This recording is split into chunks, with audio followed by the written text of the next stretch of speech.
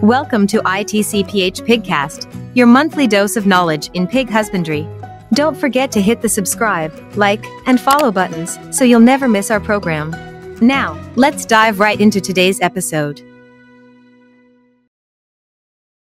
Good morning mga kapigi! Here's episode 3 of the ITCPH Pigcast.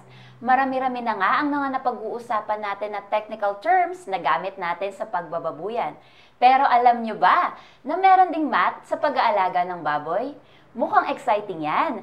At para bigyang linaw tayo sa tinatawag natin na sow administration, makakasama pa rin natin ang isa sa mga technical staff ng ITCPH, our farm manager. Please welcome Ms. Mariques A. Season. Hello Ma'am Kim! Hello mga kapigi! Tama ka. So pag-uusapan natin ngayon ay maraming math, no? So handa na bang inyong mga calculators? Ayan, mukhang handa na nga sila, Ma'am Kessie. So, simulan na natin. So, ang pag-uusapan natin, Ma'am, ay sow administration. Ano ba yung tinatawag natin na sow administration? So, ang sow administration, sabi nga, ay tungkol sa inahin or performance ng inahin. Mahalaga na alamin natin kung ano nga ba yung mga data or kailangan nating i-record, no, sa farm. Kaya lagi, pag meron tayong pig farm, dapat meron tayong records. Ayan. So, dahil i-check natin ang performance ng ating mga inahin, Ma'am Kessie, ano-ano mga technical parameters ang kailangan nating malaman? So, siguro, Ma'am Kim, ay una, alamin natin ano nga ba yung production cycle. So, ilang days nga ba yung sinatawag na production cycle ng isang sow, no? So, pag sinabi nating production cycle, yun yung composed of gestation period, yung araw ng pagbubuntis, that is 114 days. Then, plus lactation period, yun yung araw kung ilang days magpapasuso at iwawalay na yung biik. And then, of course, yung ating WSI or weaning to service interval, na yun ay 7 to 10 days. In total, bale ay 151 to 154 days. Ngayon, pag dinivide natin yung 365 over that 151 or 154 days, meron tayong makukuhang figure na 2.4 or 2.3, and that is what we call the litter index. Okay. So, sunod sa litter index, bali ang litter index, ma'am, ito ay yung ating beses? Yeah. So, yung litter index ngayon, yun yung sinasabi na ilang beses manganganak ang isang inahin sa loob ng 12 months. So, yung tinatawag naman natin na litter index, yun yung number of times na ang inahin ay pwedeng manganak sa loob ng 12 months.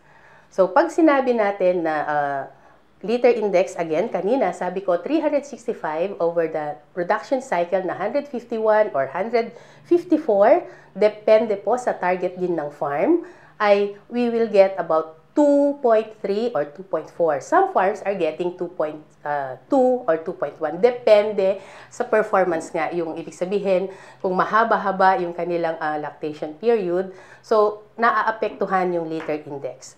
Now, another very important parameter is yung piglets born alive per liter. So ano naman yun? Yun yung biik na ipinanganak na buhay. Kaya nga lang, minsan ay meron ding lumalabas na patay, no? So, yun yung born dead or stillborn. We also have the mummified. Now, to get the piglets born alive, ibabawas natin yung ating piglets na born dead. So, kunwari, ano ba yung target ng farm? 10 or 11. Minsan nga, they get 12 piglets born alive. And if we have, sabi nating, isa na lumabas na patay, so ang litter size is 13. Now, from that piglets born alive per liter, mahalaga na hanggang sa mawala yung ating mga inahin, sana buhay lahat yun. So, ibig sabihin, walang namatay, walang 0% pre-weaning mortality. Kaya lang, in reality, hindi naman talaga minsan nangyayari na, kumbaga, buhay lahat.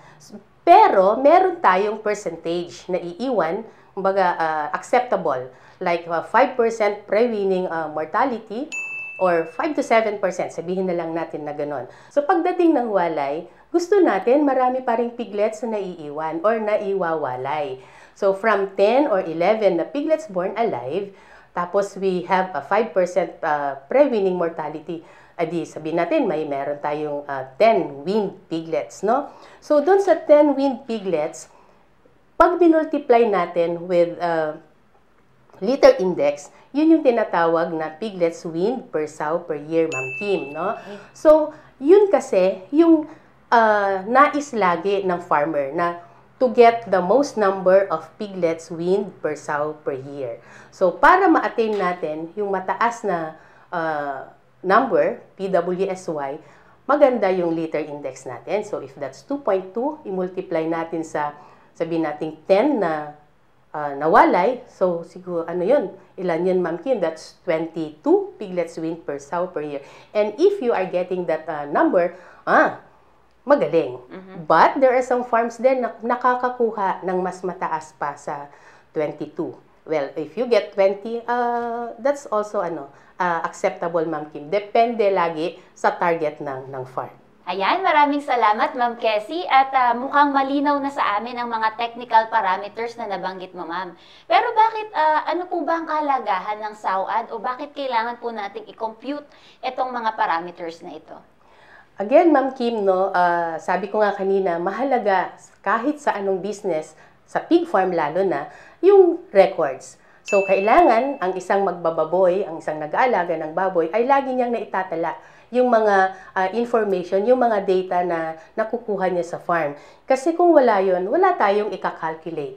And then, if we know already how to calculate those parameters, yung litter index na sinasabi, yung born alive per liter, pag lahat yun ay nai-record natin, so we will be able to calculate. At mahalaga is how to analyze those figures. Kasi kung naintindihan natin yung mga figures na yun, na-analyze natin, then we can already make the necessary adjustments or improvements para sa farm. So we can make sound decisions para sa ating farm. Ayan, maraming salamat, Ma'am Kessie, at sana may natutunan po kayo sa basic formulas natin sa sow administration. And that's it for episode 3 of our Pigcast. Tune in for more pig-interesting topics. Don't forget to hit that bell button and subscribe. Bye! And that wraps up for this month's episode. Don't forget to subscribe, like, and follow to our Pigcast. Thank you so much for tuning in today.